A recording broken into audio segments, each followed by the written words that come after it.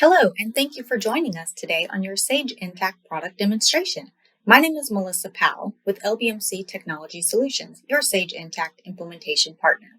We're excited today to show you the Sage Intacct product. But first, let's talk a little bit about your dedicated LBMC implementation team. You will be given a dedicated project manager during your implementation.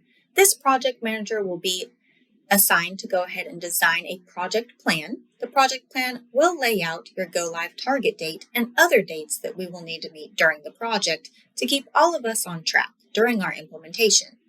You will also have a Sage Intacct implementation consultant. One other thing that sets us apart at LBMC is all of our implementation consultants are former accountants. So they have been in your shoes. They can talk your language. They know the goals you're trying to accomplish. And we have found in doing this that this really creates for a smooth implementation process. Also, at LBMC, we have done over 500 implementations of Sage Intacct, and a quarter of those have been in the healthcare space. So we're excited to talk about your project today and go ahead and show you a little bit of the product. So let's go ahead and jump into the demonstration. I've logged in today as the controller and landed on my controller dashboards. The goal of Sage Intacct is to make dashboards that goes beyond your typical balance sheet and P&L and your normal debits and credits, and to instead look at information in one place and in a format that is meaningful to you. As I log into my dashboard today, I am at what is called the top level. The top level is an automatic roll-up or consolidation of all of the entities in our environment. This right here is a multi-entity environment with 5 different entities, and the top level is a roll-up of all of those entities together. Now on a dashboard, I can drill down or narrow down by a specific entity or an entity group as well. So if I want to see data just for a specific entity, I can filter and apply those filters, and my data is going to change for that entity specifically.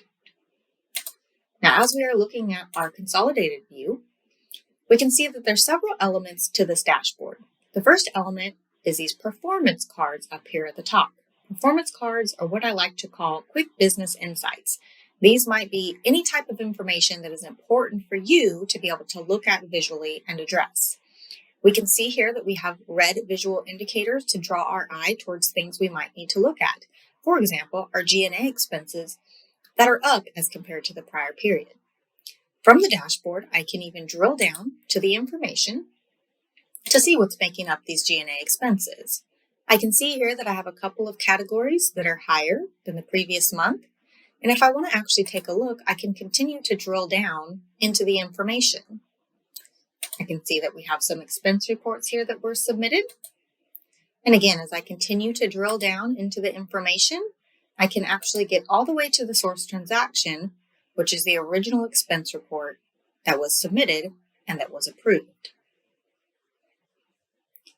The great thing about the drill down capabilities in Intacct is that this can be done by an employee user. There's 2 types of users in Intacct. There are business users who do things that affect the GL, typically your accounting staff, and there are employee users that are typically used for retrieving information. So as an employee user, I can have access to these dashboards, all the information on these dashboards, and be able to drill down into the source transactions. In addition to performance cards, I can also have reports with visual indicators. So reports that are important to me, such as a profit and loss, actual versus budget. With my budget variance, we have specific thresholds that are set to give us visual indicators, such as red, when we are over a certain amount of our variance. You can also have things like an expense report by department. This report right here is narrowing down just on our expense GL accounts and then creating a column for each department. And again, those visual indicators with conditional formatting help draw our eye to things we might need to address. In addition to reports, we can also have graphs and charts, such as this cash balance trend right here. Each of our checking accounts is a different color on this trend report, and we can see, of course, our cash balance trend as we go through the different months of the year. You might also have different things that are important to you, such as this expenditures, budget versus actual, and commitments. So in this environment, we do have a purchase order processing in place. So you can see here that our professional fees expense budget was $216,000 for the year. Our actuals has already went over, plus we have $500 committed either through a purchase requisition or PO. So this is money that we already know is going to be spent, giving us a total remaining budget overage of $66,641.26. You can also have things such as financial ratios that might be important to you on your dashboard, as well as other reports like this employees benefits allocated. We can see right here, this takes our employee benefits and our salaries and wages, gives us the amount before allocations, and then we can see after the allocations that it is allocating those benefits and those employee salaries and wages across our different departments that are indicated up here in the columns. If we are in charge of approving employee expenses or purchase transactions, we can have this on our dashboard as well. And if we had things to approve, it would look very similar to this, showing us certain employee expense reports that we have approved and for the amount, and certain purchase requests that we have to approve as well. Now, my controller dashboard was what I call a role-based dashboard. You can also have other dashboards for anything else that might be helpful, such as this month-end close dashboard.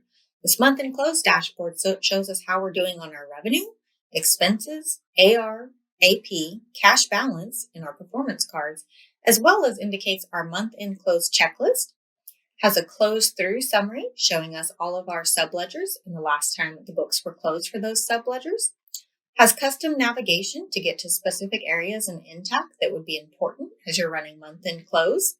Also has report shortcuts, again, reports that are typically run during your month-end close. Now you might also have outcome-based dashboards. This dashboard right here shows us our physician metrics.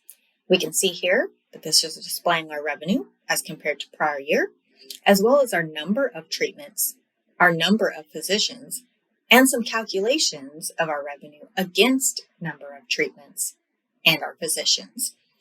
This information right here, such as number of treatments and number of physicians, is what is called statistical data in Intacct. So in Intacct, we can not only just track our financial information, but we can track any other counts of information that is important to us, such as number of treatments or number of physicians. We can bring those in through a statistical type of entry, or we can integrate those from your outside systems. Once that statistical data is in Intacct, then we can use that to do calculations, such as revenue per treatment or revenue per physician. This outcome-based dashboard also has a profit and loss by location, which is our different physician health centers. So we can, of course, easily see how each center is doing compared to another one.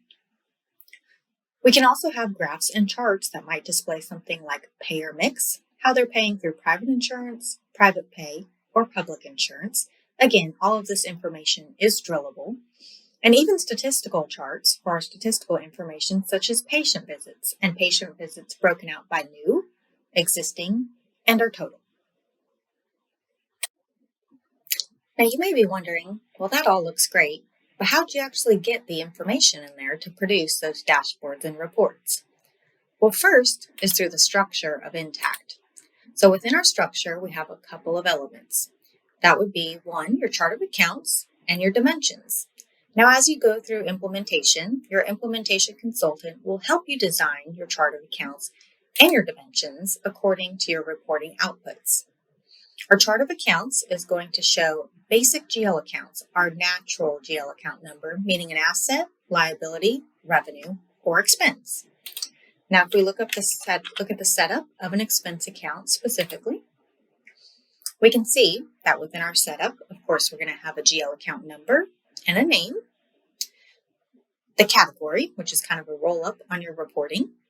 Of course, we'll indicate whether this GL account is a balance sheet or income statement type of account, whether its normal balance is a debit or credit, and whether it's a closing account or non-closing account. And of course, for our revenue and expense accounts that close, what account they close into.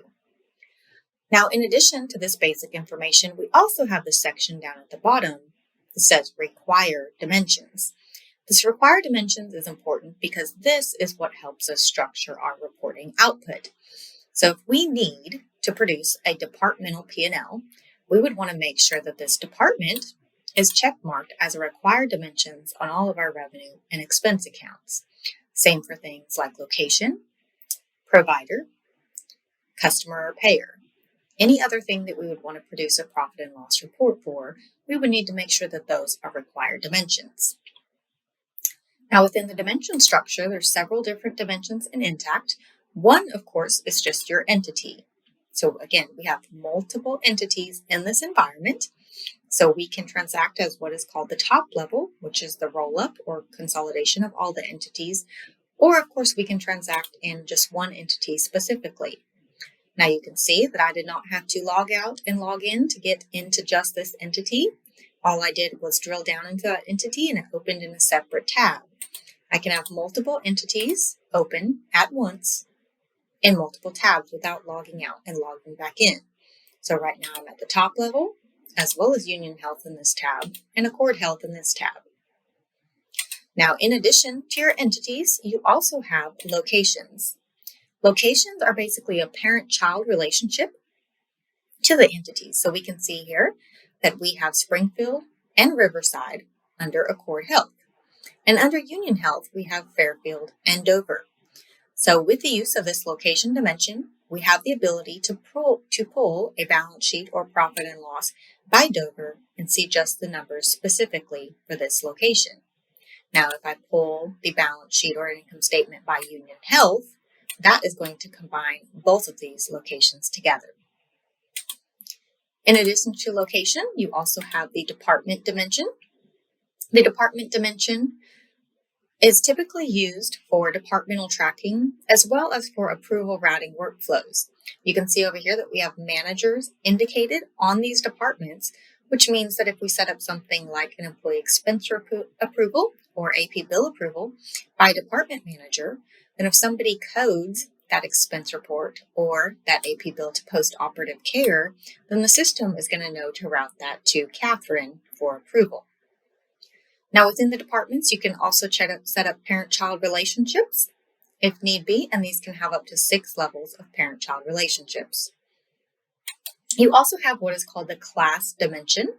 The class dimension is kind of a free-for-all, so typically people will rename this to whatever they're tracking by, and for a lot of healthcare, provider is pretty commonly used here. So again, you can have names of providers here in your class dimension, and then we can code transactions to those providers, which again gives us our reporting outputs on our reports and dashboards. You also have other dimensions such as customers or payers, vendors, employees, and with additional modules, you might have dimensions such as item, project, task, or warehouse. Now the structure, again, of the chart of accounts and the dimensions is what gives us our reporting output. Now, as we move on from the structure, one of the aspects of Sage Intacct that is really important is the multi-entity aspect. The multi-entity aspect has several elements to it, including the setup and structure, the workflow of transactions, and reconciling through reporting your inter-entity due-tos and due-froms. Within Sage Intacct's multi-entity environment, there is setup for our inter-entity account mapping. So within this multi-entity environment, we will be able to map how you would like your inter-entity receivables and payables to be processed. There's 2 methods within your inter-entity account mapping. There is one that is the advanced method, which you see here, which is a 4-account method, meaning 4 GL accounts for each combination of entities, or there is a basic mapping as well, which is just 2 GL accounts, 1 receivable and 1 payable per entity combination. During your implementation, you will discuss with your consultant which mapping plan is best for you. Once the mapping plan is set up, then Sage Intacct will automatically do your inter-entity transactions for you. Now, there's a few ways that Sage Intacct accomplishes inter-entity transactions. The first way is through a standard journal entry. So let's take a look at our example right here of an inter-entity journal entry. This journal entry right here has our debits and credits, and as you can see, these debits and credits are hitting different entities. We have 3,000 hitting 100, 7,000 hitting 100, and 4,000 hitting 200. Now, of course, 100 to 100 is not going to create any type of inter-entity because that is the same entity, but 100 to 200 is going to create inter-entity. So in posting this journal entry, this is the part that the accountant would fill out up here, and then they would go ahead and post this. After they post this entry, Intacct would automatically do the below. So you can see here that we have our due tos and our due froms for that $4,000 transaction, since that does cross entities. The second way that Sage Intacct handles inter-entity automatically for you would be through the use of a cross-coded accounts payable bill. So I have an accounts payable bill pulled up here. We can see here that this is for the vendor. We've got the date, the vendor number, all of our basic header information.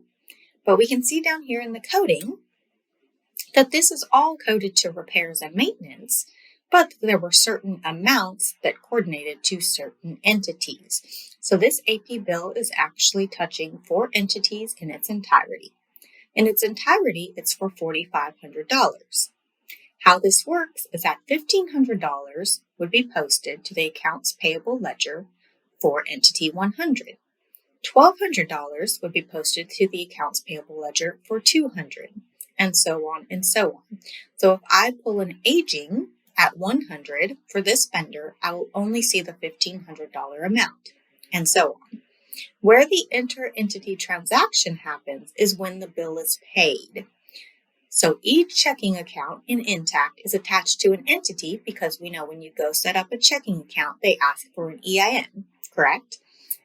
So the checking accounts in Intacct, like this one, for example, this 100 SVB right here, you can see this is attached to entity 100.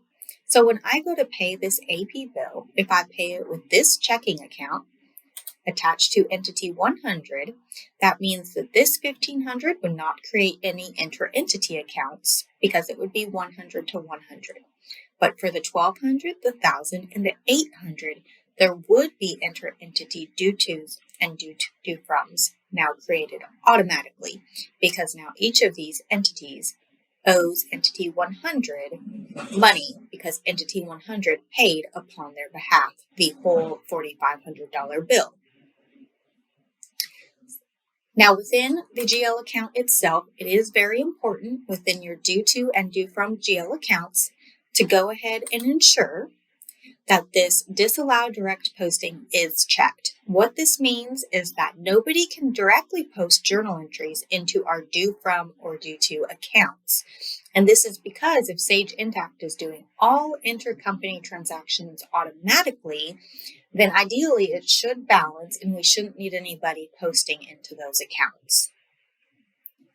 Sage Intacct also can give you inter-entity reconciliation reports to ensure that your inter-entity transactions are in balance. So if we look here, we can see each entity has its own column and the total column over here to the right. Ideally, if we look at this very bottom right-hand corner, we should see 0 in this corner amount right here. This means that everything balances out correctly. If there was not a 0 here, then something would be off. But as you can see, we can see here that Accord Health actually has due tos coming in. Partners Health actually has due froms that it needs to pay out.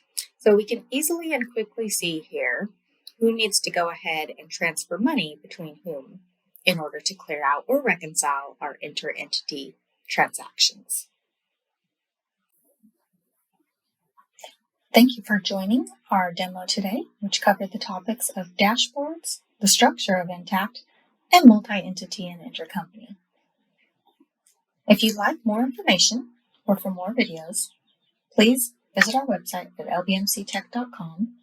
And for questions or comments, you can always email us at info@lbmctech.com.